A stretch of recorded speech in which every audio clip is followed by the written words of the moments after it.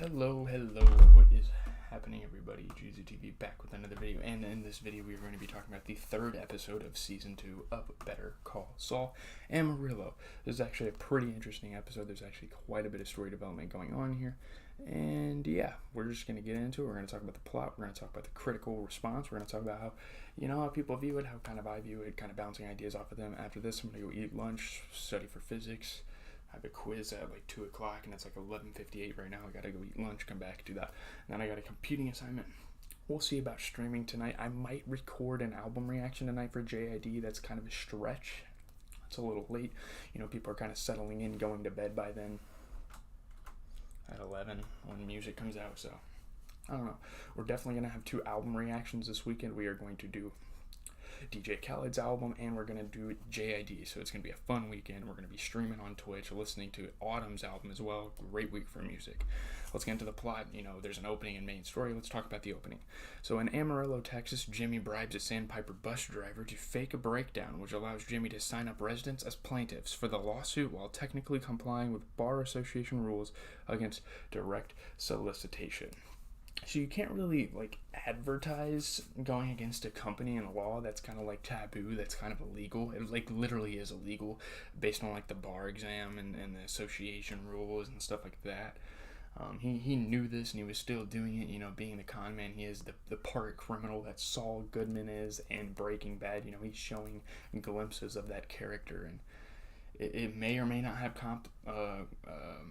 consequences. We'll see. Here's the main story. So Jimmy presents his outreach report at a Hamlin and McGill, Davis and Maine strategy conference and announces he has obtained 24 more plaintiffs. Now, obtaining 24 plaintiffs out of nowhere to support your case is suspicious enough. But it's Jimmy McGill. He's been seen as a fraudulent character before. Cam Wexler's picked up on it. Howard Hamlin has picked up on it. Some of the law firm kind of knows that he's this scandalous person. He does a lot of these things to get his way, a lot of illegal things to get his way. So yeah, they're kind of reading in.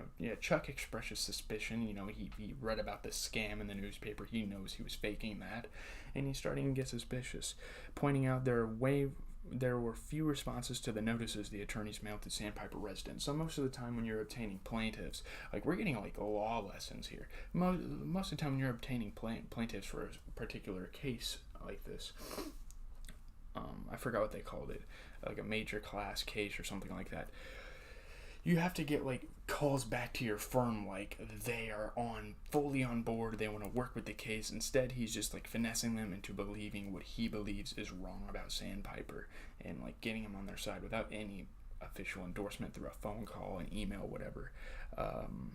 But yeah, that's what he's doing wrong. So Jimmy claims that in retirement homes, news spread quickly by word of mouth, which satisfies everyone but Kim. Kim kind of knows what he's been doing. She saw that he fabricated evidence for Daniel Warmold or something like that, however you say that guy's name, to cover the fact that he had drug money in his house.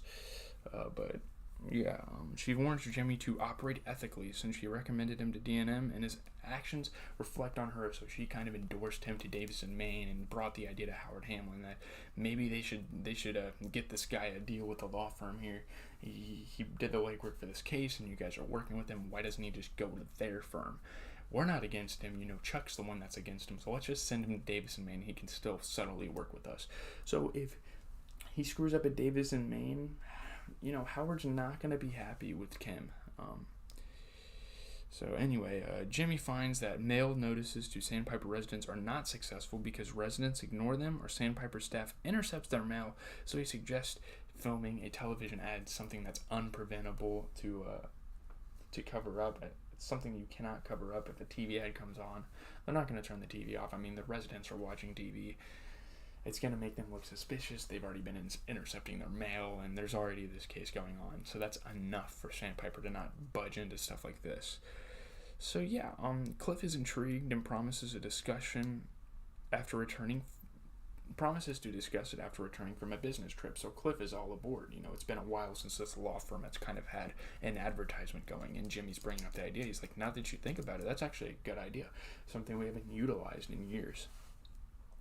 So Jimmy views an ad previously used by D&M and finds it lacks showmanship. He wants to add some spiff. He wants to enhance the company's advertisement field. So Jimmy hires the camera crew he previously used and films an ad of his own. He's kind of just a self-made guy. He's not really corporate just yet.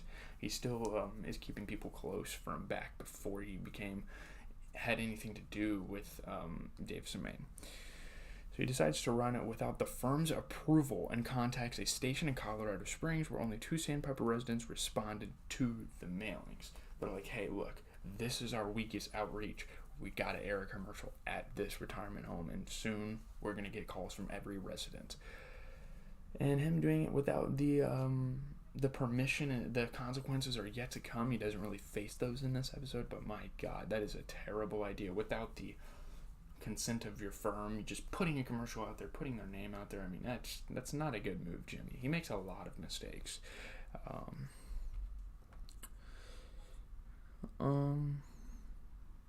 Cliff is furious to discover that Jimmy ran the ad without permission. The commercial is a success, and D&M gains over 100 new plaintiffs in a single day. That's the good part. But Cliff is furious to discover that Jimmy ran the ad without permission and is very pissed off.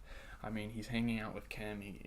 Jimmy's hanging out with Kim, and all of a sudden he gets this phone call, and this guy's just irate. He's about to rip his head off. He might not be in the firm anymore.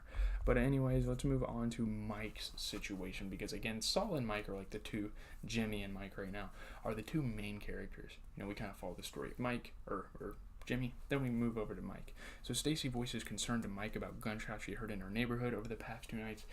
Now, I don't know how anyone would be coming for her. I don't know, that's kind of strange. Mike does overnight surveillance without Stacy's knowledge and finds the gunshots were apparently the sound of early morning newspaper deliveries hitting the sidewalk. She's very paranoid, she's very delirious or whatever. It's fine. So Mike's like, well, this whole time he didn't tell her that.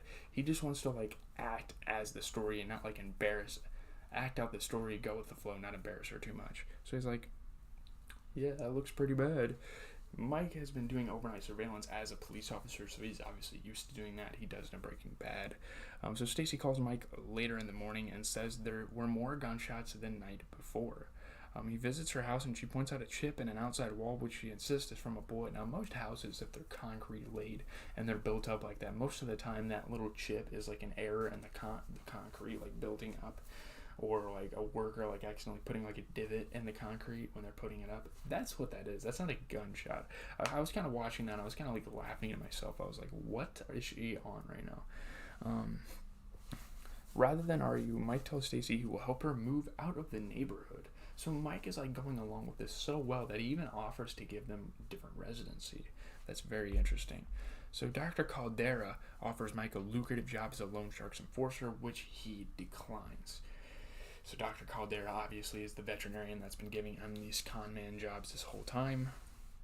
Caldera points out that if Mike wants next level pay, he must be willing to do next level work. Obviously, the difficulty of a job corresponds to how much you're paid. That's how that works. Mike later receives a call from Caldera, who tells him about a job offer with a client who specifically requested Mike. So this guy's been seeing what Mike has been doing. He's like, yep, I want that guy with me. Mike meets the client, who's revealed to be Nacho Vargas. Oh my goodness, this is gonna be crazy. Who knows what these two have in store? But let's get into the critical reception. 8.5 out of 10 on IGN. Better Call Saul is right for leaning into the sense of dread its existence creates, and it does a great job of using that to its advantage in Amarillo. Amarillo sets up 2 important scenarios moving forward. McGill will deal with the fallout of his cleverness for the first time at Davison, Maine, while Armantrout is about to enter the underworld of Albuquerque on Nacho's behalf. A- on the AV Club. As Season 2 hits its stride, Gilligan and Gold are doubling down on their radical narrative strategy of simplicity. Characters pause before they make decisions. The small and finite set of context and causes impinging on them is clearly delineated. Consequences proceed directly from actions.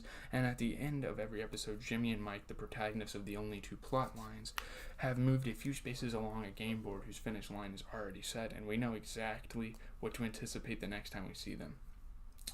Yeah, that's all. I'm pretty much just going to end this episode here. I was just kind of reading. It is really interesting for a prequel. We know what's going to happen to these 2 characters, but